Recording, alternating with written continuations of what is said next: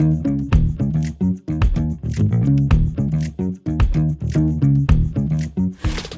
efendim, Sahne Topkapı'nın Sormak İsterdim programının bugünkü konuğu sevgili dostum oyuncu Soner Türker. Hoş geldin abi, ayağına sağlık, kırmadın bizi. Estağfurullah Abdülcüm, yani senin gibi büyük bir üstadım, büyük bir oyuncu, meslektaşımın programına konuk olmak benim için ayrı bir onur ve gurur. Utanırım, ve mutlu yapma. oldum. Estağfurullah, çok ciddiyim bu konuda ya. Çorapları çok güzel, bakar mısınız? Biraz rengi severim. Ben de bugün biraz pembe giydim Soner. Evet, renkliyi severim, renkli Ben olmayı. sen bugün deri ceketle gelirsin diye düşünüp bugün kombinimi değiştirip deri ceket giydim. Aslında geldim, çıkarayım çıkarmayayım arasında bir gelgitler yaşadım şimdi, yani deri ceketle böyle asi genç görünme modundan Sen çıkayım asi dedim. bir adamsın ama oynadığın roller gereği de. Aslında size göre asi, bana göre çok tatlı, tontiş, ponçik karakterler, yani benim iç dünyamda öyle yaratıyorum ben onları. Şöyle, herhalde en rahat kendisi hakkında bilgi almadan program yapabileceğim adamlardan birisin. Çünkü son 3 yıldır aşağı yukarı bütün projelerde birlikte çalıştık. Aynen. Güzel projelerde çalıştık Genellikle yani. de çoğu tarihiydi. Nasıl geliyor abi? Valla güzel Tarihin geliyor içinde yani, olmak. tarihi okumayı seven bir adam olarak, ki seninle beraber çok güzel bir şeye imza attık Şafak Bal önderliğinde. Süperdi. Trablusgarp, mahsusa Trablusgarp'ta tabii ki İtalyan kumandanları oynamak, onlar da bir tarihte yer edinmiş bir adamlar, onlara da hayat vermek. Keza kötü atletmiyorum ben Montero ve Giovanni'ye bir baktığımız zaman. Ama öyle bir tarihi bir dönemde imzamı atmak benim için büyük bir mutluluktu. Tabii ki keza bütün oyuncu ekip arkadaşlarıma da burada senin huzurunda teşekkür ederim. Ben de teşekkür ediyorum. Müthiş bir işti ya. Şafak abi de, ona da buradan selamlar. Vallahi Gerçekten aynen, Şafak hocamıza sevgilerimizi 50'ye saygılarımızı. yakın ana karakterin olduğu bir projeyi yönetmek çok zordu. Hele ki o zorlu Eskişehir koşullarında. Aynen. Tek üzüntümüz işte, buradan kendisini anmak istiyorum. Senin programın vesilesiyle sevgili Emre Törün abimize Allah'tan rahmet. eylesin. Ailesine de sağlıklı günler diliyorum. Bir tek o var. Yani çok güzel anılarımızın içerisinde şu an aklıma geldiği için Emre abim. Bir üzünümüz o var diyelim. İyi Onu da ettin. paylaşmak istedim, böyle anmak istedim. Ustacığım, bizim programın formatı sorular üzerinden ilerliyor ve bu sorular üniversite öğrencilerinden geliyor. Açıp ilkini çekersen çok mutlu oluruz. Haydi hayırlı olsun. Yapım sonra kızıyor bana, biliyor musun? Niye? Diyorlar ki hocam işte sohbete daldın, çektirtmedin. Böyle programın sonuna doğru 3-4 soru sıkıştırıyoruz sohbete dalınca. Ben Yok, izninizle gözlüğüne bir şey yap demeyeceğim. maalesef 40'tan sonra, evet. Programdan önce Soner'e takılıyorum. Seni böyle sette de şey oluruz böyle. Soner bir anda gözlüğünü takar, teksti okumaya başlar. Garip geliyorsun bana Soner, böyle diyorum. Ya 41'den sonra çok okumaktan artık, yani bu şöyle bir geldi gitti dedim, Soner yorgunluk herhalde dedim. Sonra bir gelip gitmeler biraz çoğaldı. Sonra bir doktor arkadaşım vardı, Antalya'da ziyaretine gittim. Hayırlı olsun Soner dedi. Yakını biraz ilerledik gitti ama dedi durmadan gözlük takmanı istemiyorum, ilerlemesin dedi. Okuyacağın zaman veya bir şey izleyeceğin zaman ama şu mesafe. Şu mesafeden sonra net görüyorum. O da enteresan bir durum. Ne ilginç ya. Vallahi Bakalım şu an ben kaçta yaşayacağım? Biraz flu şöyle yapmak istemiyorum, daha kötü oluyor. Şu an netsin, şu an flusun. O şeyden sonra, 60'tan sonra belki. Artık ya inşallah o yaşı görürsek diye. Evet, geldi bir soru geldi. Gerçek hayatında asla canlandıramayacağın bir karakter var mı? Aa, Neden? İlginç bir Enteresan. Gerçek hayatta, şimdi gerçek hayatta derken oynamak istediğim rol olarak mı, bir de öyle bir soru almam lazım. Gerçek hayatta birini canlandırmak istemem kendi hayatımda. soru ilginç geldi. Aynen, enteresan. Gerçek hayatta çok Şey diye enteresan. düşünelim, rol olarak düşünelim bunu. Rol olarak düşünecek olursak, Var mı o tarz bir şey? Herkesi oynarsın. diye yaşlı bir holding sahibini oynamak istemem. Niye? Bilmiyorum, hiç böyle bir bana cezbetmiyor. Bana böyle bir iç aksiyonu olan birisi lazımdır. Hep aklıma ilk yaşlı bir holding sahibi geldi böyle.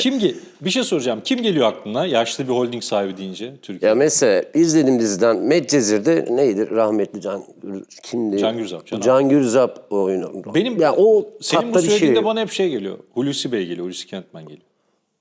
O tatta da bir şey oynamak isterdim. Belki hiç düşünmedim, tahayyül etmedim, istişare etmedim. Şu 5-6 senedir deforme mi oldum acaba diyorum. Hep böyle bir izleyicinin kötü karakter olarak bilmesiyle deforme mi oldum diyorum. Hayır, çünkü her bir karakteri yaratırken her bir karakterin kendine ait bir dünyası, geçmişi vardır. İyisiyle, acısıyla, tatlısıyla, mutluluğu, hüznü. O süre zarfı içerisinde neler yaşadı ki bu hale gelmiş diye bir araştırmam lazım. O da senaryoda okuduğumuzu algılamada deriz ya hep. Okuduğumu algıladığım zaman bu adam da bir mutlu bir adammış zamanında. Bu süre zarfına getiren belki sosyolojik olarak bulunduğu sosyolojik durumdan kaynaklı diyorum. Belki de içinde sonradan patlama yaşayan bir şey diyorum ama en nihayetinde hiçbir kötü insan kötü olarak doğmaz, katil olarak da doğmaz derim. Bana çok farklı dünyalar gelirdi oynadığım karakterlerde. Hünyadi Yanoş, Montero, işte Avlu'daki Necdet, Savaş'taki Simon. Yani bir bakılacak olursa şu anda Davut diye bir karakter, Hayat Verim Davut diye bir karakteri aynadaki yabancı dizisinde. Onların da bir dünyası vardı. Muhakkak simsiyah değildir derim. Çünkü yani siyah beyaz yoktur bende. Her rengin bir anlamı vardır. Onun rengini bulmak benim daha çok hoşuma giderdi. Senin gibi böyle karakterleri işte sosyolojik, psikolojik açıdan ya da tarihsel gerçeklikte yeri varsa araştıran bir adam için sıkıntı oluyor değil mi sette? Tabii ki. Yani yapım tarafından inandırılmak zorunda olduğun Tabii bir ki. taraf oluyor. Yani oynadığımız şimdi atıyorum seninle beraber de mesela en son Selahattin diyeyim en son değil. Selahattin'de Timur Şah'ın galiba oğlu Aslan Şah'a hayat verdim. Normalde bir baktığınız zaman Selçuklu bayitlerinden diyebilirim. Yani Nurettin Zengi'den ve Selahattin Eyyubi'den daha üstte bir adam ama orada niye kötü oldum diye çok sordum. Sonra baktım ikinci bölümde soruşturmamayı algıladım. Gerek yokmuş. Cehaletin mutluluk olduğunu Aynen, yani öğretiyorlar abi. Mehmet'te de yaşadım bunu. Mehmet Fethiler Sultanı'nda gerçekten adamın hayat hikayesini daha önce duymuştum. Birinci Hünyadi, ikinci Hünyadi diyerekten. Ama daha böyle detaylandırma noktasında kendi mesleki noktam. Çok da hoşuma gidiyor. Bir baktığım anda inanılmaz stratejik, zeki bir adam. İnanılmaz böyle özgüvenli, dimdik ve herkesi iyi bir manipülatör diyeyim. Herkesi bazen asimile bile edebilecek potansiyele sahip bir adam. O adamla da tabii ki dizide bazı örgüler yani bir şeyler oldu gidiyor. Seyrettiğimizde görüyoruz. Aynen. İşte bu yüzden abi tiyatronun gücü bambaşka bir şey Tabii değil mi? ki. Bir tiyatro sahnesinde bir Tabii karaktere ki. hayat vermekle şu an Türkiye'de bir ekranda bir karaktere hayat vermek arasında Tabii ki müthiş dağlar özgürlük kadar ve fark özgürlük var. darlıkları var. Şöyle bir şey, şeye yazdım seni. Sen diyordun ya bana, kendisi yapay zeka ile çok fazla ilgilenmediğini iddia eden bir arkadaşımız. Sordum yapay zekaya, Soner Türker'i bana biraz yorumlasana diye. Şöyle bir şey söylüyor. Tiyatro kökenli ama kamera diline ustaca adapte olmuş bir oyuncu. Eyvallah. ChatGPT'ye bak. Tanımıyorum ama iyi bir şeyler demiş. ChatGPT demedim. Pardon reklam. Hayır reklam anlamında değil. Yani bir yapay zekaya verdik. Ha, eyvallah. ChatGPT değil o. Diyor ki tiyatro kökenli ama kamera diline ustaca adapte olmuş bir oyuncu. Nasıl? Güzel tanımlamış değil mi? Çok güzel tanımlamış. Ben bile şaşırdım. Ben Onur kendimi duydum böyle yani. tanımlayamazdım. Onur duydum yani. Şimdi nerede her yerde olabilir. Seviyorum diyeyim. Ne diyeyim yani. Yok Ama öylesin ama. ya bir bakıldığı zaman şimdi kendi öğrencilerime de nacizane yani kendi öğrencilerimiz de sevgili Kahraman Sivri ile beraber kurduğumuz Sohbet Tiyatro'da 8 senedir kimsenin hayaliyle oynamamaya yemin ederek biz bu sisteme girdik. Yani herkesin kendine has Kahraman hocamızın da dediği gibi doğduğu andan itibaren bir yeteneği vardır. Ama bu yetenek mesleki olarak ilerleyen safhada karşına muhakkak çıkıyor. Bir şey aydınlatabiliyor. Kader, kısmet dediğimiz olay. Bizim meslekte de tabii ki bir yetenek çok önemlidir ama bizim meslekte aşık olmak önemlidir. Sevmek önemlidir. Disiplin önemlidir. Ve kendi bedeninizden ve ruhunuzdan feragat etmek zorundasınız. Bu böyle bir şey. Dünyada 200 tane meslek varsa standart olarak 200 mesleği icra edebilecek potansiyele sahip bir mesleğe sahibiz. Yani kendi tabirimle kontrollü deliyiz. Bu kontrollü deliliği de öğrencilerime derim. Yani oynadığınız karakterler gerek kadrajda gerek tiyatro sahnesinde ne olur? Kamera bir teferruattır. Kamera önü oyunculuk denilen sisteme inanmam. Oyunculuk denilen bir şey vardır. Bu bizim tiyatro kökenli bir sistemimizden gelir eğitimi. Sadece paralize, minimalize dediğimiz ama duygular noktasında o insanın da oynayacağınız, hayat verdiğiniz karakterin de bir duygusu, beden dili, diyalekti, şivesi veya herhangi bir rahatsızlığı hepsi o ya senaryoda ya da tiyatro oyun metninde yazılı.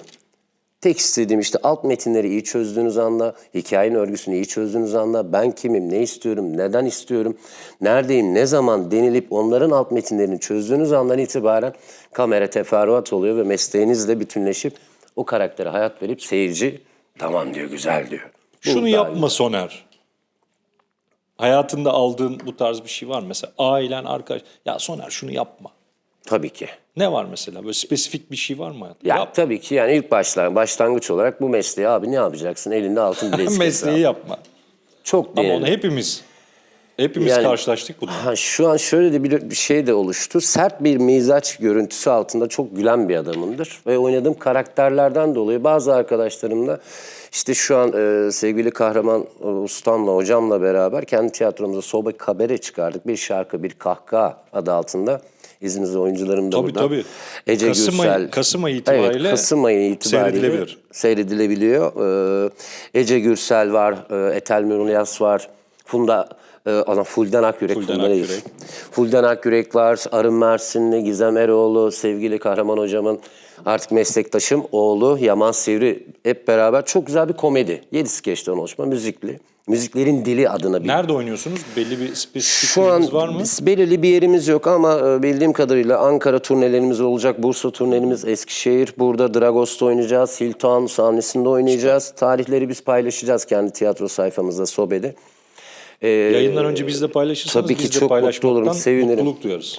Yani bir bakıldığı zaman çok denmeye başladı. Abi sen komedi oynamaya iyisin ama yani senin o mizacın, bakışların, bıyığın, şunun, bunun sana daha çok yakışıyor. Ama bir şey diyemem, komediyi de çok severim.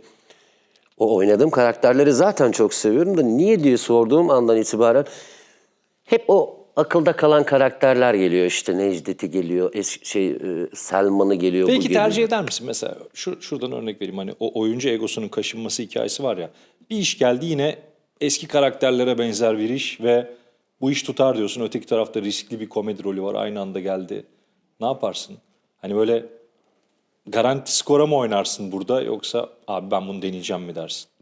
Benim hep oynadığım şey kariyerimdir. Kariyer bana maddi olarak da güç verir. Yeter ki kariyerimde kulis adabına inanan bir adamımdır. Kulisimde zaten hiç ödün vermem. Mesleki olarak da kendimden artık ödün vermiyorum. İyidir benim garanti veriyorum. ben Teşekkür kuliste. ederim. Kariyer noktasında muhakkak her ikisi de aynı eşdeğerdeyse biz oyuncular 24 saat aktif olmak zorundayız.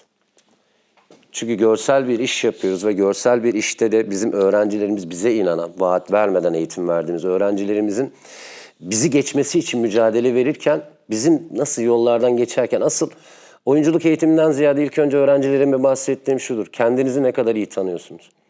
Kendinizi ne kadar sınırlarının uç boyutta olduğunu biliyor musunuz? Çünkü rutin bir hayat yaşıyoruz diyorum. Ev, iş, okul, okul, iş bilmem ne. 2 haftada bir belki değişik bir mekana arkadaşlarınla gidiyorsun. Ama rutin noktasında cümle haznemiz zayıf. Algımız kapalı, güncel olayları takip edemiyoruz. Biz oyuncu olarak 24 saat aktif olmak zorundayız dediğim andan itibaren her iki işte tiyatro ve dizi veya neyse artık sinema muhakkak kariyerimde etkisi olup öğrencilerime de gösterebileceğim bir hayat vari bir eğitim sisteminde diyelim. İkisini de böyle yürütebileceğime inanacak güce sahibim. 3. zille çalışmalarım vardı. 3. zil Antalya. tiyatro toplu Antalya. Sonra devlet tiyatroları Devlet çalışmaları tiyatroları çalışması. Diyarbakır, Adana, Antalya sonra en son burada 2014'te de sonlandırdım. Çünkü kendi hayalimde böyle küçük bir sahnemin olması hep yıllardır ve tiyatro Sobe'yi kurarken de zaten logomuzda 2 perdenin yarım masklar seyirciyi sobelemek. Seyirciyi şaşırtmak için hep aklımdaydı bu Sobe ismi. Benim için çok manidardır. Kurmaya niyetliydim. Sonra yolumuz bir gün sevgili Nazlı Çağ tarafından Kahraman Sivri ile kesişti. Bir baktık hem mesleki olarak hem de abi kardeş olarak çok güzel bir uyum yakaladık. O bana inandı. Ben ona çok çok hala inanıyorum ve Türkiye'de yani İstanbul gibi metropol bir şehirde bu mesleği icra etmek için gelip adımınızı attığınız zaman sizden başkası yoktur derim ben İstanbul gibi. Kendimi çok şanslı hissediyorum. 2 tane insan var. 1 sevgili abim, ustam, Kahraman Sivri. 2 ev sahibim Hüseyin abi. Yani bir böyle bir şey diyeyim. Yani bir bakıldığı zaman hep inandım kendime. Ben geldiğim yeri unutmadım. Ben tiyatroya abim vesilesiyle başladım. O da Antalya Şehir Tiyatrosu'ndan bu sene emekli oldu. Yani 3. Zil Tiyatrosu amatör güruha çok inanan bir adamımdır. Çünkü herkesin bir mesleği var. Sevgili Tevfik abim, Demet ablam, Lale ablam, abimler, Ümit abiler filan bilmem ne eskiler geliyor. Hepsi çok özveriliydi. Ben dekor sistemi nasıl yapılır Muhammed Uzuner'den öğrendim. Oyunculuk, sahne sufleksi, genel standart Arzu Gamze Kılıç'tan öğrendim. Sonra Oya Yağcı, sevgili Nurhan hocamızın, rahmetli Nurhan Karadağ'ın son asistanlarından, dramatoloji noktasında ana bilim dalını onlardan öğrendim. Daha doğrusu araştırmayı öğrendim. Mesleğe saygı duymayı öğrendim. 96'da başladım derim ama 26 yıllık tam anlamıyla profesyonelliğe adım attım diyebilirim. Bugün bununla Yeşim Özsoy'la onu konuşuyorduk siz gelmeden önce.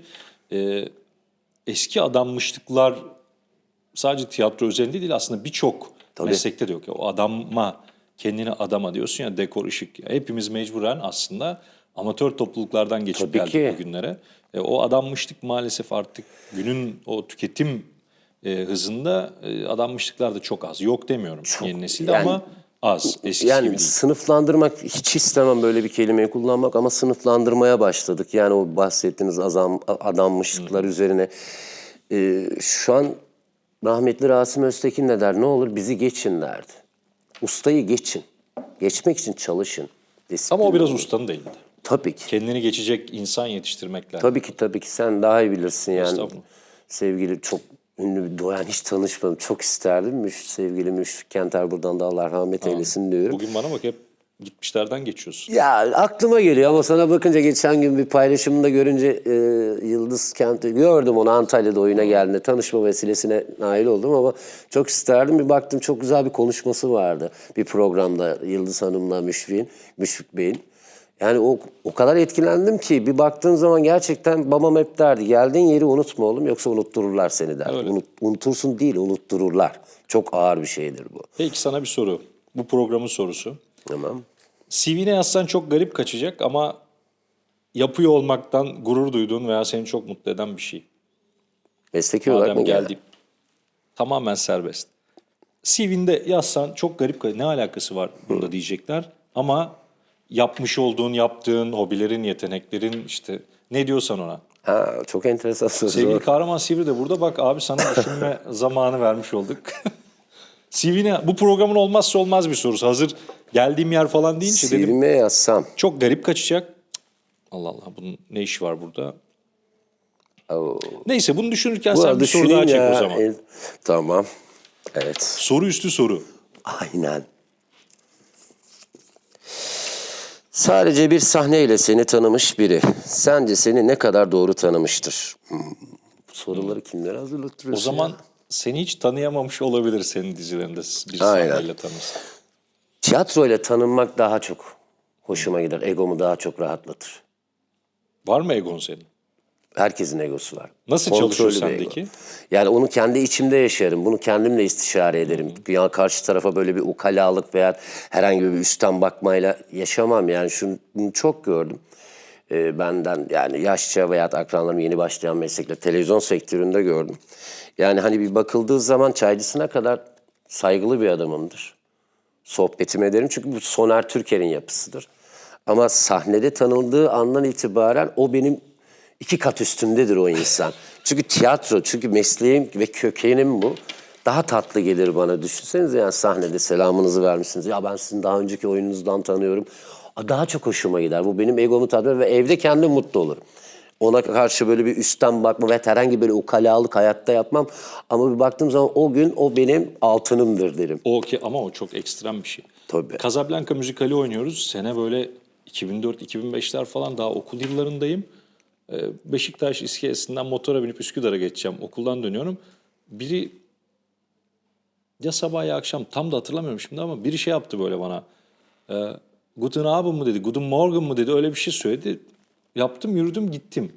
Sonra düşündüm, dedim ki niye bana öyle yaptı? Bir Nazi subayını oynuyorum ben. Oradan hatırlamış adam, Almanca bir şey demiş ve sen hiç umursamadan gitmişsin mesela. Dedim ne güzel yani. Ya öyle oluyor ya, televizyonda da olsun veya herhangi bir şeyde olsun, oynadığı karakterde eğer çok böyle bir başarılı olduğun zaman akılda direkt oynadığın karakterin ismi, yapısı. Tiyatrodan tanınırlık o kadar ama artık eskisi kadar değil ama ekran tanınırlığı ben çok bunu yüksek. Bir kere yani 2001 senesinde Emanuel Robles'in Monsara Özgürlüğün Bedeli adlı oyunda Muhammed Hocam'la ilk sahne. Kaç Muhammed sene Uzuner. dedin ama? 2001. Ama işte O dönemler vardı. Tabii canım. Şu an öyle. Karıştırdım yanlış dedim diye. 2001 zaten Ankara'da okuyoruz ediyoruz. Hocam dedi abimle beraber ikinci oynadığın oyundur bu. Yani oyunda oynadık. Çok güzel bir oyun. Montserrat Özgürlüğün Bedeli adlı bir oyun. Oyun sonrası çıktık. Herkes böyle şey vardır. Antalya Yıldız Kenter sahnesini bilirsin. Şu an kapalı maalesef. Onun çıkışı arka taraftan hemen böyle seyirci girişinin dibindedir ana oyuncuların çıktığı yer. Muhammed Hoca orada herkes tebrikleri, herkes beklerdi tebrik etmeyi. Ben Muhammed Hoca'nın yanına gidip kimse beni tebrik etmedi. Acı çekiyorum. O geldi aklıma şimdi. Merhabalar ben Anton Anzas diye giresim var araya. Giremedim ama tabii ki ustam, üstadım, ilk hocalarım. O zaman düşündüm dedim durun. Sonra Fermanlı Deli Hazretleri'nde akılda kalacak bir karakterle Müsahip Zalece'nin Çağrı'yaydım. O zaman herkes hatırladı. Yani diğer Gerçekten oyunlarda. akılda Aynen. Demek ki içimde varmış hatırlatacağım diye. Sen benim soruyu düşünürken bir soru daha görelim bence. Ben de bir soru daha görelim. Düşünüyor musun atı? Düşünüyorum vallahi düşünüyorum. Ne diyeceğimi bilemiyorum ki. Ata binmek diyeceğim ne alaka? Bir zahmet bin. Derler adama.